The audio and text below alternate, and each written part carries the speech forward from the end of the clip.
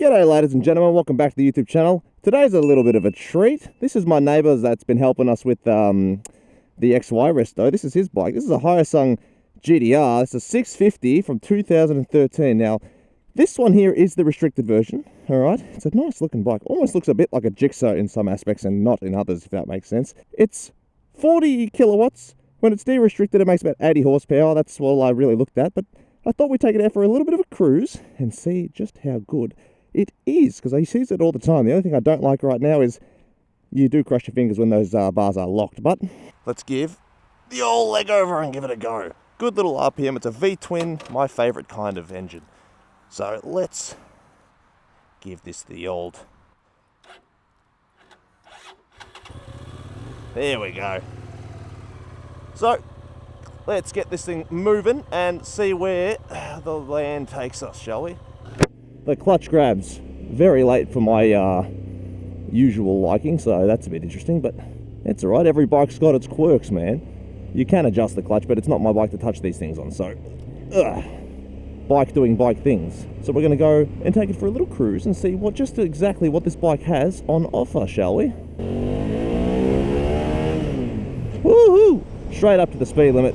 First gear's got a nice amount of pull, honestly. It's not too bad for a little for a restricted bike. It's still got all the torque in it, obviously. The seating position isn't too aggressive. I was expecting a little bit more of an angry position, as it were, but you know what? It's actually rather comfortable in terms of sports bikes. I can hold myself up pretty well and just kind of hold it where I am in this current position, and it's not too shabby. I've definitely ridden more uncomfortable sports bikes in my day, and this is not one I would consider graciously uncomfortable.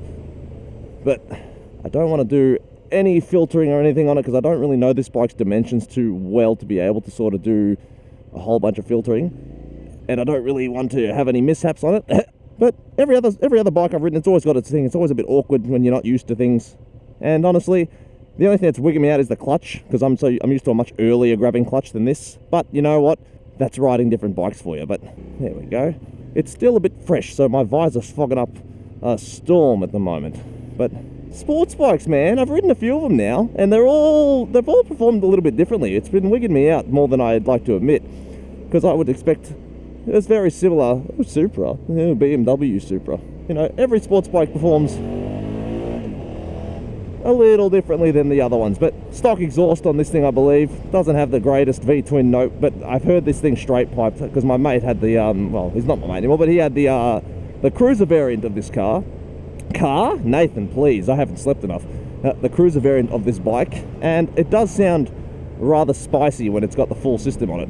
Very loud though. It's got a good little bit of torque, so it's a bigger engine than my Honda Rebel. Good amount of punch to her. She's quite playful, I'm not gonna lie. I keep dancing between the line of speed limit problems. Now, if I'm not mistaken, this will be a cable throttle as well. Good amount of things. No features on it. It's just your visceral. It's a bike with an engine. It's got a clutch. It's got a brake. I don't even know if it has ABS. I'm imagining it might, being from 2013, but even then I don't think a lot of the bikes still came with ABS. I could be wrong. I forget what year ABS became legal requirement in Australia, but I tells you what, she's got a good amount of oomph to her. She's got a good amount of play. I do enjoy the way that it feels on, like, just flicking it around. It's not as fast as some bikes, but here's a fun fact for you guys. When you're on a bike like this, it's not as fast to flick from side to side as a naked bike is, because naked bikes just bloody whip. And if you want to have a bike that really whips from left to right, the MT-09s are very much like that. But this engine, when they're de-restricted, 80 horsepower, these bikes make phenomenal street bikes just getting around, okay? And this guy who rides this one bloody does big-ass trips consistently on these things. He's like, I need a cruiser. So, like, look, these bikes aren't the world's most comfortable things in the world, but that's sort of to be expected. It is a sports bike made for sporty applications. But remember, if you guys are new to sports bikes, you don't do a lot of your holding up with your hands. You hold yourself up a lot of the weight with your legs. And when you start doing that and that becomes your normality, you realize very quickly how easy it is to start, you know, not getting tired as much. It's a lot of core exercise to get yourself moving on these things. But even that, so you saw I barely tickled the throttle and it just wants to play. But that's okay, that's what this bike is good for. Oh, I like it a lot, actually. So I'm going to do a bit of a loop, because I don't have the longest amount of time with it today. I'd sort of caught him at the end of his journey. He's meant to go home to his missus. and he was at home, and I rocked up. I'm like, I see he took the bike out, and I just sort of floated the idea, can I take it for a spin? And he goes, ooh. I didn't push it because I don't like being that guy. I just asked, and he goes, okay, we'll do it for a little bit. And I'm like, okay, so he's been nice to me, so I'll be nice to him. So we're just going to do a small loop on this thing, but I just wanted to get out there and show off more bikes to you guys on the channel. Because look, I like motorbikes. I don't care if they're bloody scooters, I don't care if they're dirt bikes, sports bikes, naked bikes, adventure bikes. I like being on bikes, I like riding bikes, I like the way bikes feel. So any chance I get to ride a new bike, to me, I'm going to take it and enjoy it every time. But so far, I'll tell you what, the bike does feel rather nice. Like, I could see this being a really good beginner bike in the sports bike class, because it's not that heavy on the side. It's not that awkward to ride. It's quite easy to stand like when you're on the seat. The seat is very hard, I'll give it that, but seat hardness doesn't really bother me. It's a sports bike. You can always change the seat or get it reupholstered anyway if it's really bothering you. Like the Daytona 660 I rode the other week, that seat was plush, all right? This, it's like sitting on a plank of wood. But any time I get a chance to ride a new bike, I'll take it, because getting an experience on new things is great fun, and it's a good way to test what kind of riding you like and check out your riding skills.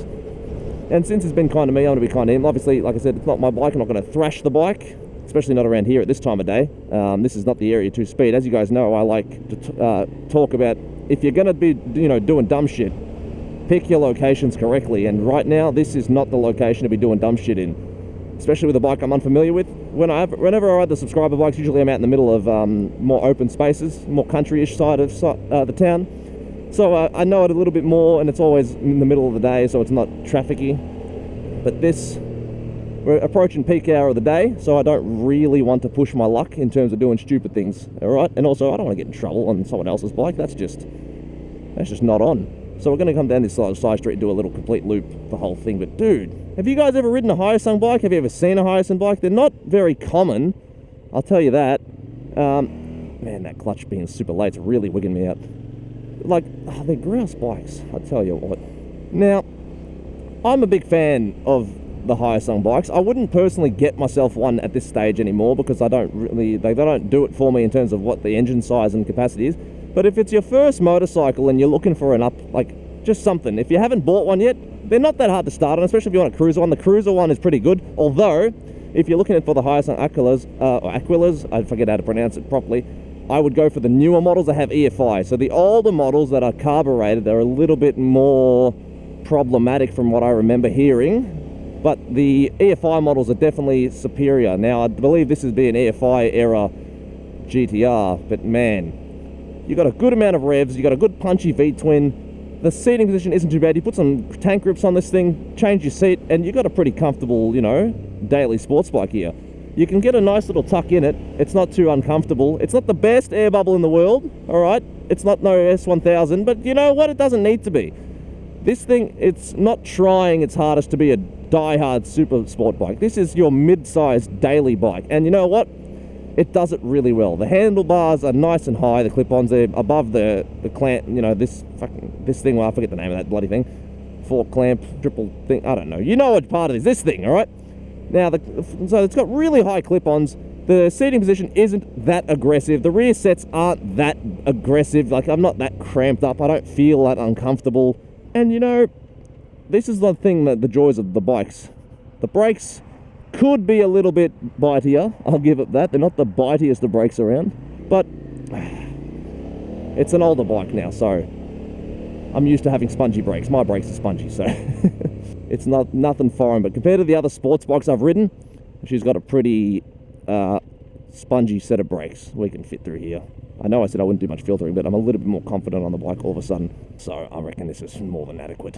But yeah, the brakes are definitely not the bitiest. That's the only gripe I've had with this thing so far. It's a little warm on the legs. I can feel it on my thigh when I'm resting against it here. You know what? It's not the end of the world. It's a V-twin. The rear of it's always going to get hot, unlike the inlines where the heat's all at the front. And they still get hot, but having all the heat towards your leg, you're going to notice it on this thing. But it's really, like on the summer days is when you'll notice it. Woo! Good amount of fun there. I swear I stopped accelerating at 80 and it just kept on climbing. But you can tell it's got a good amount of go. That's like, and when this bike's de-restricted, making 80 horsepower, this makes it in that like peak level of street bike amounts of oomph. And I don't see anybody really being upset with such amounts of oomph in a bike. Now, people do, and that's because people want more than they need. Like 200 horsepower is a great bike, don't get me wrong, but it's way too much. 80 horsepower, fantastic street power. You'll hit the speed limit at a rocket pace. You'll go 200 still, but you won't go much more than that. Like, that's what's good about these kind of things. It's aerodynamic, it moves, it's got enough oomph, it's not too fast, it's not slow by any means, good amount of torque, and the best part is it's good on the fuel. So honestly, this is a phenomenal piece of machinery. I know some people have their gripes about Hyosungs, but this bloke's had it for ages and he's done a good amount of clicks on them, so he can't complain. He will vouch for this motorbike, dude. And you know what? I've ridden the Hyosungs before, and everyone, once they get, like, all the, like the one I rode, once the issues got fixed, it was a phenomenal time. Fun fact, when I rode the Hyosung, the carburetor one, the coil died on the way home. I had to ride bloody like an hour and a half home on a single cylinder. It was a bit sketch, and then I had to ride it to another destination because we went to a mate's house first. So once the bike warmed up, but actually the cylinder died. So that was fun. This, however, it's got the full engine working, and I love it. It's a great engine, it's a good time, and it just boogies in a nice and comfortable pace. And what more could you ask for in a motorcycle, dude? I mean, look at it. It's a nice red, brilliant red. The grips are at a nice height. If you're not new, like, if you're new to sports bikes, you're sort of not sure if you want one, this is a good one to be on. It's like the Ninja 650, the R3s, the R7s, not so much. The R3s, the Ninja 650s, and those kind of sports bikes, or even the CBR 500, they're a lot more upright for sports bikes, so you're not, like, always on it. Like an R7's really aggressive. This sort of teaches you, if you don't like this one, you ain't gonna like the next one up, because the next bikes, you're lying down. So where my hands are here, you'd be like down here, and you'd be really far forward. So, you know what I mean? Like that's way too low for you. But like, this is comfortable. This is like your daily sports bike, I would call this one. Oh yeah, what a license plate. You got a nice little exhaust note. Now, I know it's stock, but it doesn't sound horrible. It just doesn't sound phenomenal. But you get yourself a full system or even a slip-on on this thing, and then you get that lovely V-twin burble. It's really hard to say anything bad about it in that regard. V-twins are just so sexy. In fact, that's why I sort of eyed up an 899 Ducati, and I was like, that sounds quite nice, but also I don't know if I want one of those. But you know what? It's great. It's even got a fuel gauge, all right? A lot of sports bikes don't come with fuel gauges if you get older models, so the fact that this has a fuel gauge on a 2013 bike, unreal, dude. I actually am a little bit shocked about it myself, because, like I said, it's not really common for sports bikes to come with fuel gauges of that era. Oh, thanks, man. Whew. It's a nice feeling engine, dude. I love it. It's actually really, it's playful, but it's not uncomfortable. Do you know what I mean? It doesn't feel like it's missing anything when I'm accelerating. Obviously, look, I've ridden faster bikes with bigger engines, and so it's annoying when people compare these smaller engine bikes to those ones. This thing, however, is very buzzy on the old mate down below, you know, the old fella. I can feel the vibrations going off quite a bit, but it's a V-twin, all right? V-twins, they vibrate, and it's not the most vibraty bike I've ever ridden, all right? I've ridden much more annoyingly vibracious motorbikes.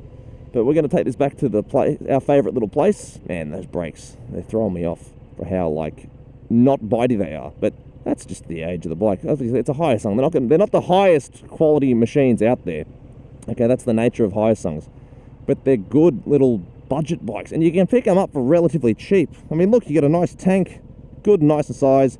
I do like the dash, I'm not going to lie. I like their RPM gauge being like that. It's rather beautiful. Mirrors, look, mirrors are okay. I haven't touched them. I'm not touching anything. It's his settings. Bars aren't too aggressive. Foot pegs aren't too aggressive. And first gear is nice and clunky the way we like it. So let's go to our area once again, and we'll wrap up this video. I'll give a little bit of a speak around it.